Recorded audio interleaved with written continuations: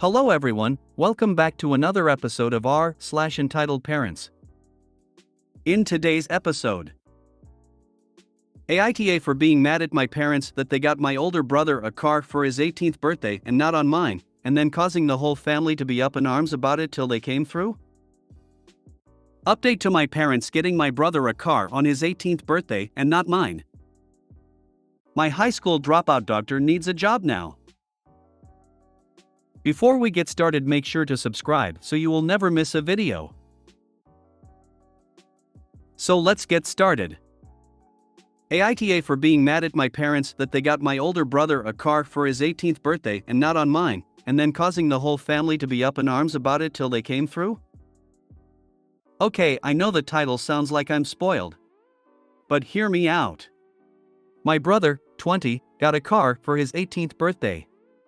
Not a new car or anything. It was a 20-year-old Lexus that was in pretty good shape. And he rubbed it in my face for the rest of the time he was in senior year of high school. Compared with my brother, I get just as good of grades as he does. Better, in some cases even. I worked my hardest in the hope of fairness. I even did some volunteering cleaning up garbage in my local area. Then my 18th birthday came and went a few weeks ago. And the only thing I wanted, the only thing I was hoping for was a car. I wasn't expecting something like a new car, or a sporty car. Just something reliable like my brother got. The party wasn't anything like my brother's 18th. For his 18th, my mom baked the cake herself. It was a delicious layered chocolate pudding cake. I got a sheet cake from the supermarket. For his, they got a DJ. For mine, it was my dad's old boombox with a couple of mixed CDs. We went through whole party, and I figured my parents might have just been waiting to spring a surprise gift on me. But that didn't happen. I asked them as things were wrapping up why there was no car when my brother got one. And they said that they felt like he'd worked harder for it. I asked what he did that I didn't do. Because I did all of that and more. My grandma was nearby and heard everything. And then she asked them why as well. She ended up lecturing my parents that she was very disappointed in them for showing favoritism. Then she proceeded to announce to everyone still there that my parents thought it fine to get their firstborn son a car and DJ, but not their second. And then she even pointed out how much harder my parents tried for my brother's 18th birthday than they had for mine. My uncle was the first to stand up and say something. Then everyone else who'd not left yet. I ended up just walking away and going to my room to sit and think. I got a few I'm sorry calls from relatives. And my grandparents convinced me to go out with them for the evening. But when I got back, my parents were pissed and told me I'd shamed them to the whole family. I just walked past them because I didn't want to fight. The next few weeks went by with the silent treatment between us. But then a few days ago, my parents suddenly surprised me with a white 98 Subaru Legacy that runs great. They practically threw the keys and the title in an envelope at me and said to have fun. I got the car. And they're paying for insurance for the next 6 months like they did for my brother. I know a car isn't really a right, but a privilege. So I feel like I've essentially blackmailed my parents into getting me one. AITA for how all this played out? Edit, I would like to clarify a few things. My parents make pretty good money. And also don't go out of their way to live lavishly by choice. They've always been moderate in everything they buy or do. Though if anything is stretching their finances, it's my brother's college tuition. He got a partial scholarship and my parents are paying the rest. I don't and never intended to ask for the same treatment on that. I want to work and pay my own student loans. Now that I have the car, I'm already looking into getting a part-time job. This also isn't a gender thing, as I'm male like my brother. The bill of sale for the car I got says my parents paid $1,600 for it. My brother's car cost them about $3,000 plus if I remember. But I don't see it as a money issue. I actually really love the Subaru. And told my parents so. They did not share my enthusiasm. I also did try to talk about a car with my parents a few times last year. But they always dodged the conversations about the topic. I figured if I talked about it too much, it'd ruin it. And so I stopped. I would have felt like a brat to keep talking about getting an imaginary car. So I learned to just stay silent and hope. I can't go stay with my grandparents because they live in a one-bedroom condo. There isn't enough room for other people. After all their kids grew up, my grandparents decided to downsize to make their eventual retirement easier. Also, my grandparents know all of the details already. And they tell me that I didn't do anything wrong. And we're already planning on confronting my parents quietly over the car issue. But they took the chance to take care of the matter when they heard me asking my parents about it. As for my brother's 18th birthday party, it was held in 2020 during basically the height of the pandemic. Honestly, we shouldn't have had a big party like that at the time. But my parents insisted. As for my brother himself, he barely speaks to me, even before he left for college. He didn't show up for my 18th birthday party. And I figured that's just because he's busy with college, and he's not even in the same state as us anymore. Honestly, I haven't seen or heard from him since Christmas. And even then, the most I got out of him was a mild greeting. I did thank my parents for the car. Enthusiastically thanked them even. But they barely said a word to me after giving me the Subaru. And when I thanked my parents, they brushed me off and just went inside. It kind of gave off the vibe that they were letting a brat play with his new toy. Which was pretty upsetting. And one of the reasons I made this post. Edit 2, there was one more thing I forgot to say. I was really hoping to get the car because I literally couldn't get a part-time job without one. We don't live in the city. And we're 10 miles from the nearest public bus stop. I've always had to get rides to go anywhere. Now that I have the Subaru, I intend to look for a part-time after-school job as soon as I can. Edit 3, since it came up in so many messages. I want to clarify that when I went to talk to my parents after the party, it wasn't in front of the rest of the family. I intentionally spoke with them in another room and was supposed to be out of earshot of everyone else there. But my grandma eavesdropped and then barged in to start lecturing my parents about their actions. And that's what caused the crap storm to start. You are spoiled. Yeah, my parents got my brother 2 cars, including a nice red Camaro, all before college. I got my grandpa's crummy old Sable 2 years into college. I'm F and younger than him. I'd say NTA. NTA, yep. My brother is also practically the favorite. My bed broke and so my mom and granddad got me a new one as a large birthday gift while my brother just rando got one from my mom because he didn't like his bed. I'm 20 and he's 18 yet he has a car, though he partially paid for it, and I'm nowhere near getting a car with 0 offers of help like he had.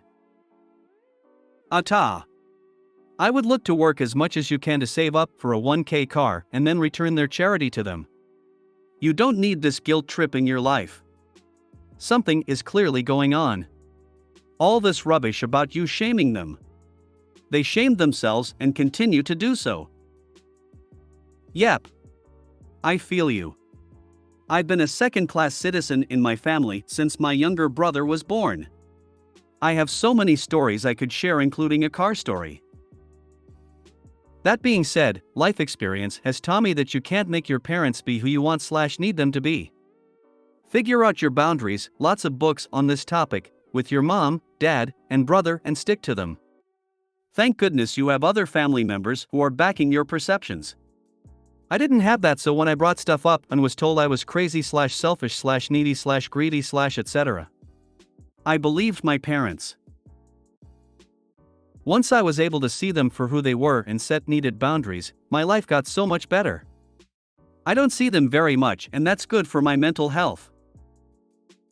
ESH, you blackmailed your parents into giving you a car.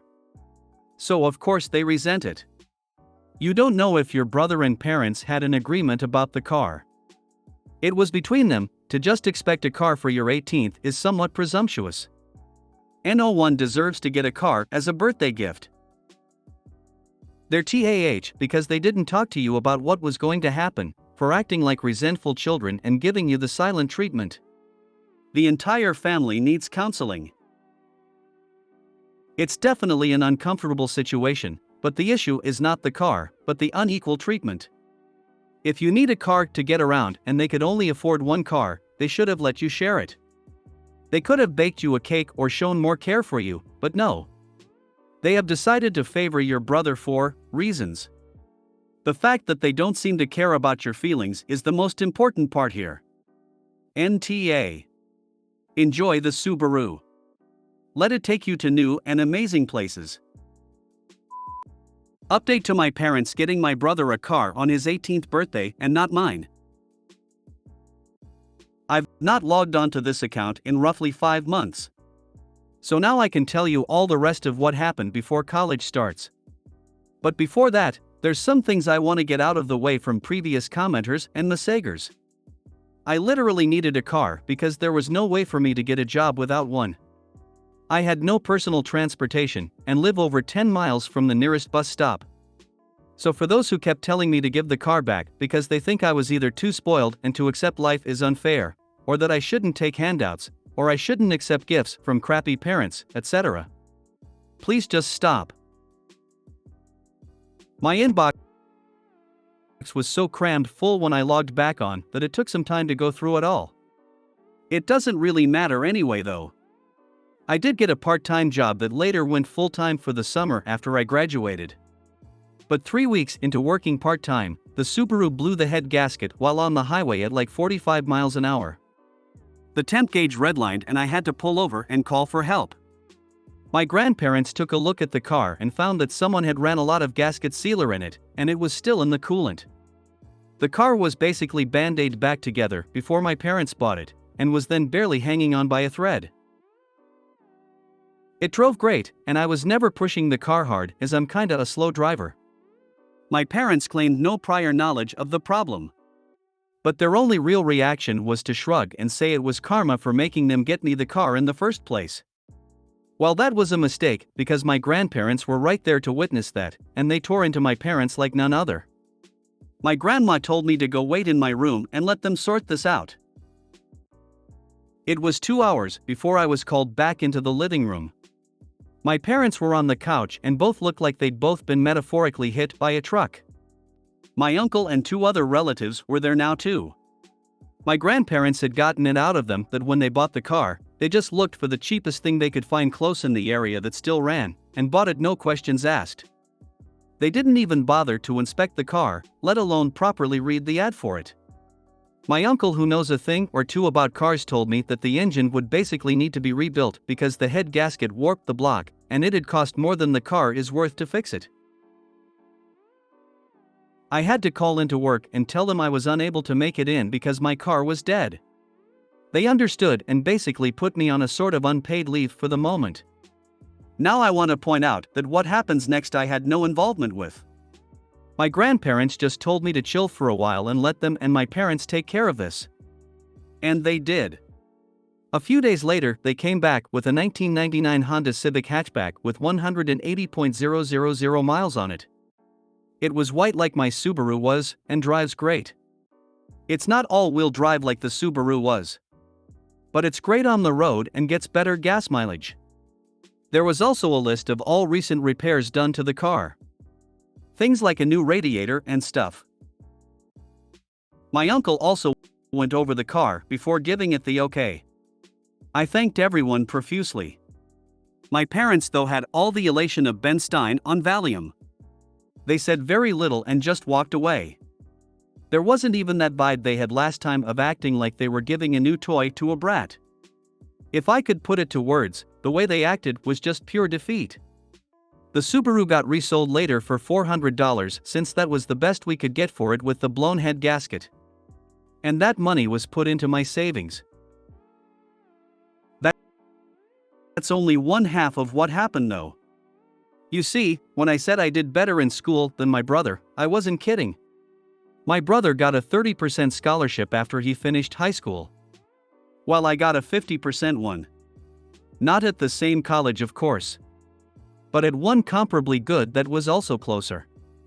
To say my parents were shocked is an understatement. Of course, they just both looked unhappy as soon as the shock wore off. I decided it wouldn't be a good idea to poke the bear by asking them about it. But my grandma thought otherwise and poked that bear.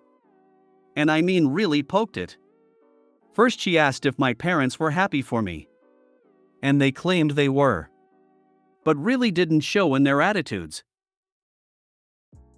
So my grandparents finally asked what their problem was. Why do they dislike me? Their second son was doing great, and even went above expectations. And they can't be happy about it? Did they want me to fail? Were they hoping I'd fail? What is the deal? My mother looked really upset, and my father couldn't look me in the eyes. They both meekly said they were happy for me. And managed to say they want me to take the world by storm when I go to college. And even said they'll help pay some of my tuition as well, just like they are for my brother. My grandparents both sharply said that they better keep their word, because there should never have been any favoritism, period. I thanked my parents for their help. Got a light if not limp handshake from my father, and a very stiff hug from my mother. It all felt so forced. I was and still am extremely thankful for the car and the tuition. But my parents just drained the room of all emotion. I ended up asking if my grandparents knew what it was that made my parents act this way. I asked if I was an accidental pregnancy or something.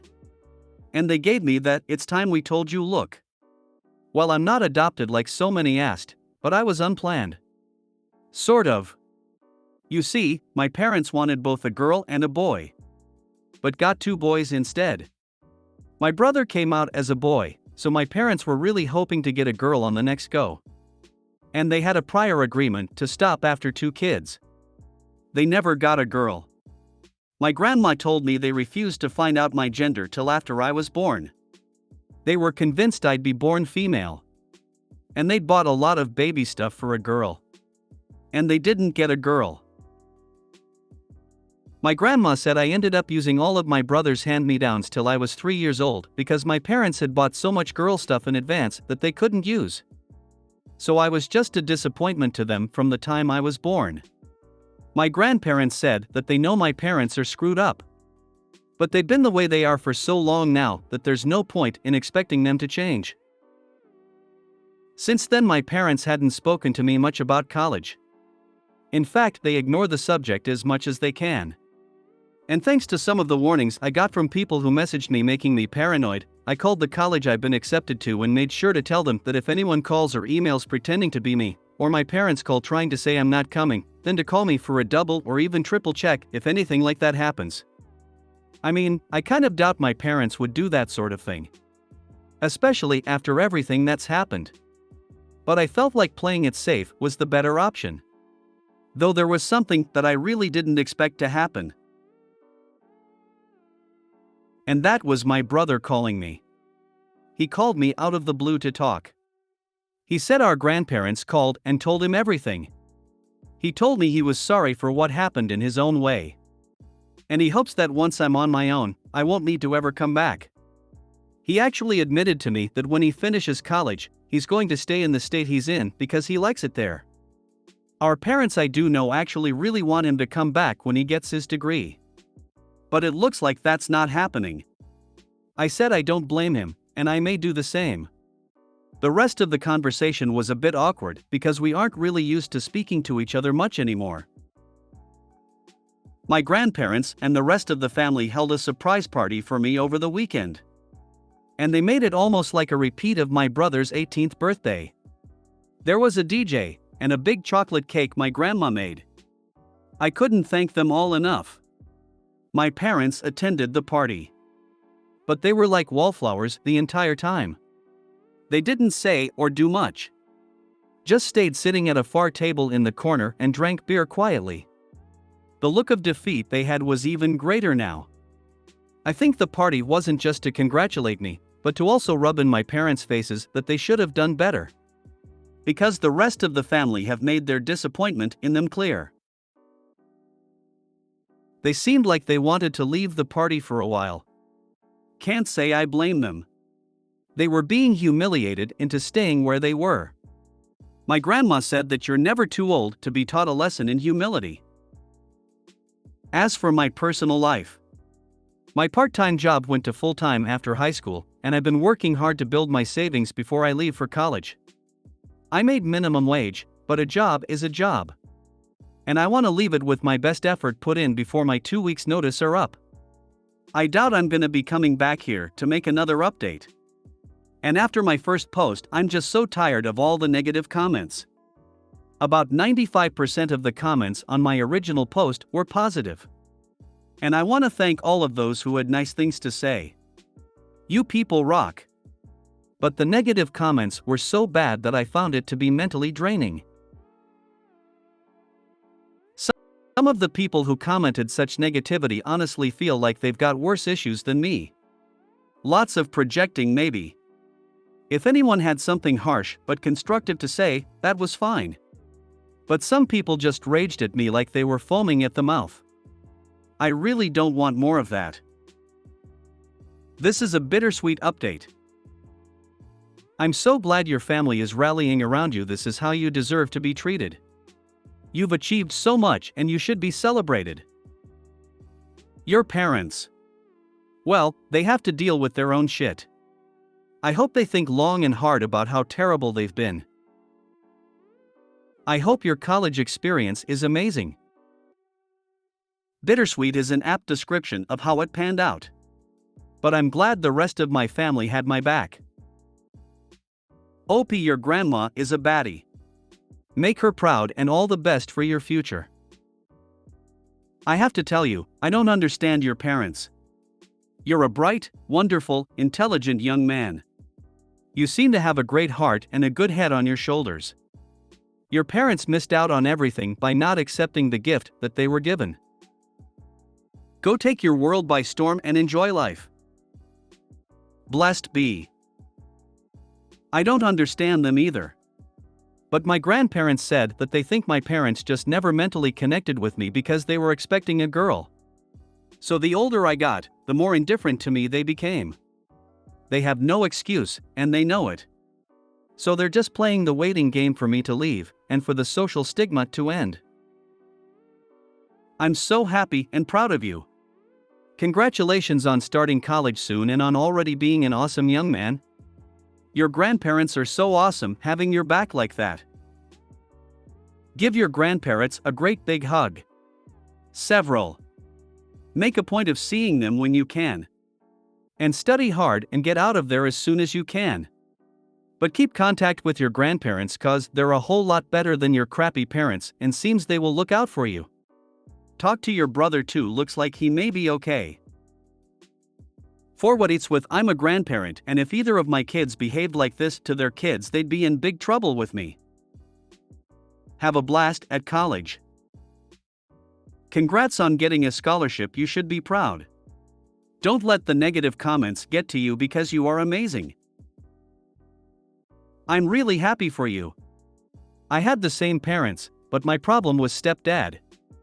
I'm so proud of you for taking charge of your own life. You will breathe easier now that you have some freedom and know your extended family is in your corner.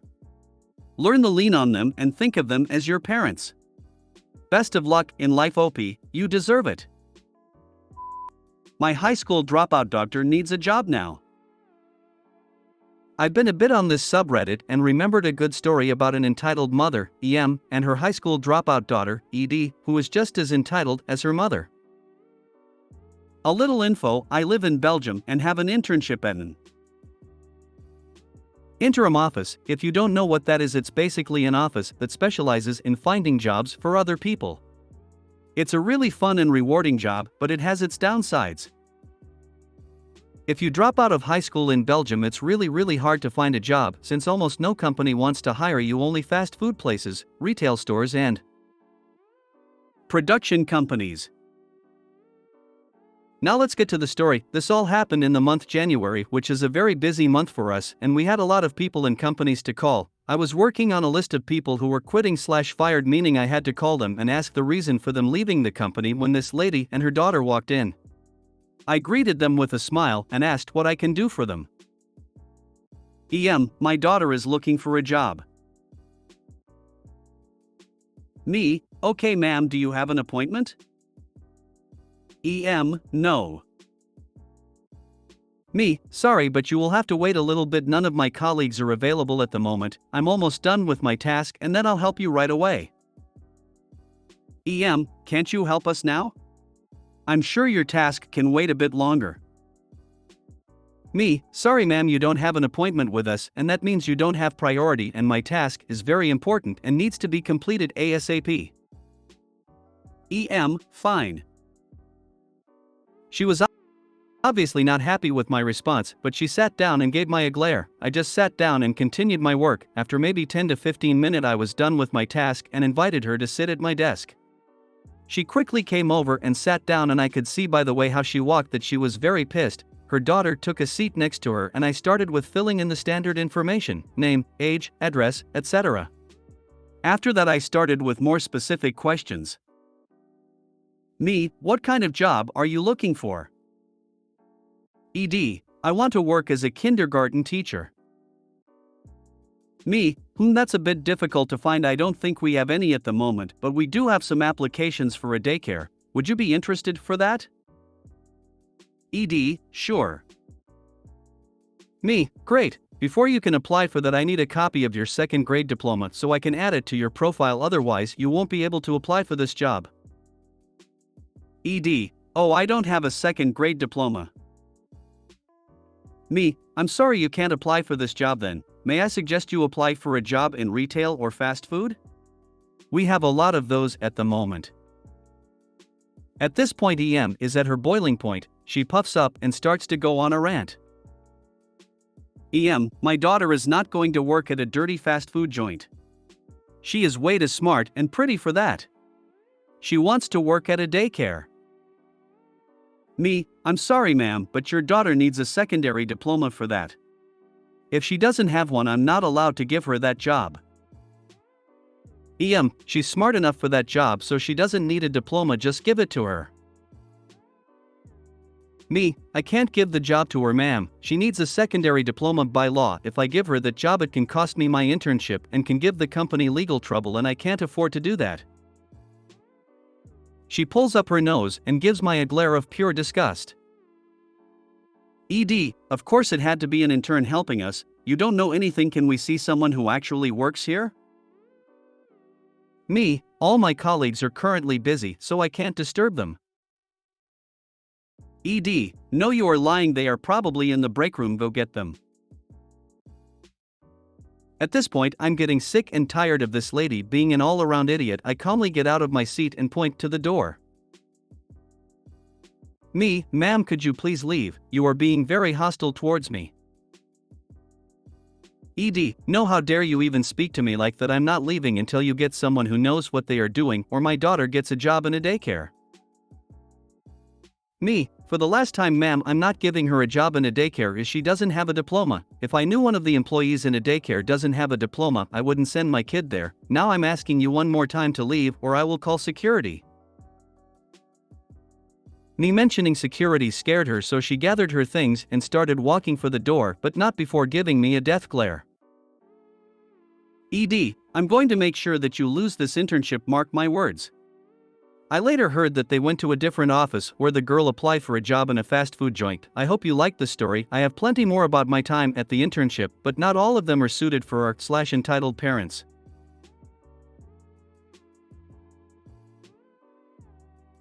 Wouldn't be surprised if it turns out the EM talked her daughter into dropping out in the first place.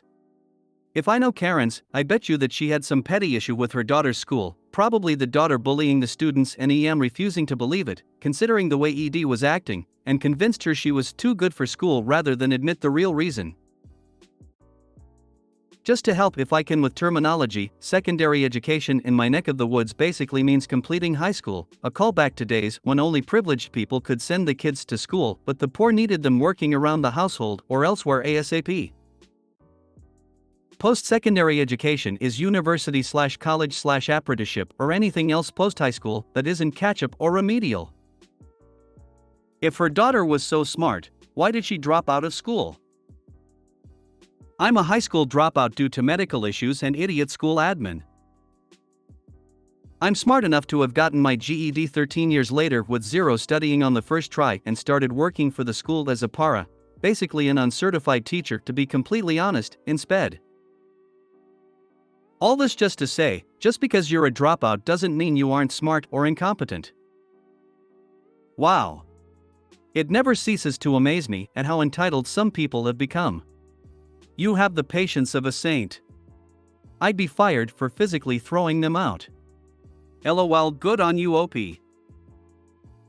I was able to infer what second grade diploma meant. Even other English-speaking countries have different terms for equivalent educational certificates. I'm curious as to why they're called interim offices. In the US, we call them employment agencies, at least if they're for-profit businesses. Is a GED, high school equivalency diploma, in the US, an option for someone like that? That's a good question.